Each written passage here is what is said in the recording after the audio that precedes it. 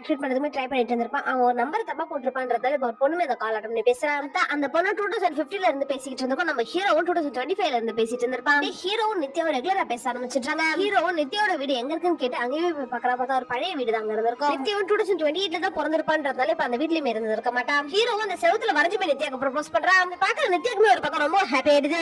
அவன் ஃப்ரெண்டுமே குடிச்சிட்டு போன் தட்டி விட்டு இருப்பான்றதால இப்ப ஹீரோட போன் கீழே வந்து உடஞ்சு போயிடுது. ஹீரோ எத்தனை வாட்டி நித்யாக்குமே கால் ட்ரை பண்ணிட்டு இருப்பான். ஆனா கால் போயிருந்திருக்காது. அப்படியே 3 வருஷமா ஓடிட்டு இருக்கோம். இப்ப ஹீரோக்குமே அவங்க வீட்டுல ஒரு பொண்ணு பார்த்துக்கலாம்னு வச்சிருக்காங்க. ஹீரோவும் ஹாஸ்பிட்டல்ல இருந்திருப்பான். அப்ப நித்யாவும் ஃபியூச்சர்ல இருந்து ஹீரோ பாக்கிறதுக்காக டைம் டிராவல் பண்ணி இங்க வந்து இருந்திருப்பான். அவங்க 2 பேரும் பாத்துக்க முடியாது நினைச்சிருப்பாங்க. இப்ப பாத்துட்டு அவங்க 2 பேரும் ரொம்ப ஹாப்பி ஆயிடுது.